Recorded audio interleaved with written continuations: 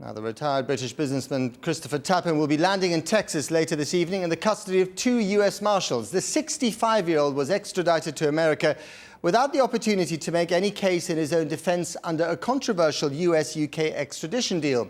He said the terms of the treaty, described by his lawyer as inhumane, meant that he had fewer rights than if he were a terrorist. Here's Parag O'Brien.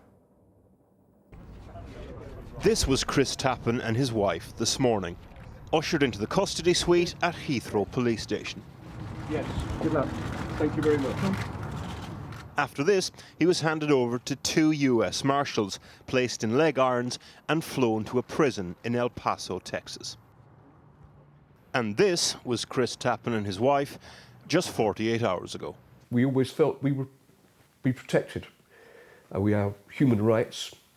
All of our rights would be protected, not just our human rights, but our families' rights, our whole fabric of society's rights would be protected.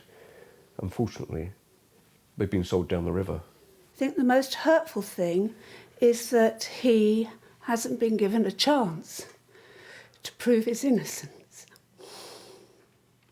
In court here, he's got to go to America.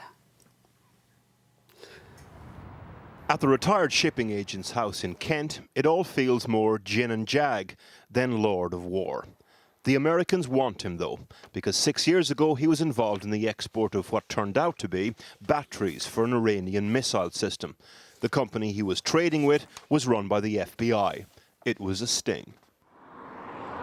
The details of the transaction between the FBI front company and the one Mr. Tappin used to work with are unclear.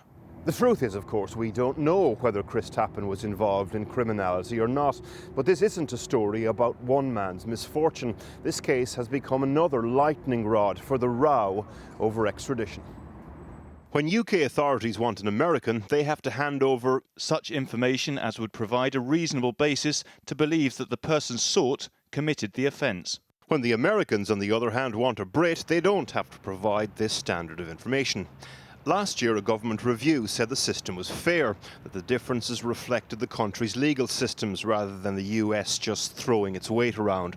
Its critics, though, say that in practice, prosecutors here and in America just do a deal. We're talking about prosecutors getting on the phone or meeting up and saying, well, actually, do you want the case or do we want the case? And there's serious questions as to why the CPS didn't want to prosecute Mr. Tappin. Is it because they don't think that they could have used the evidence because he was being the subject of an entrapment?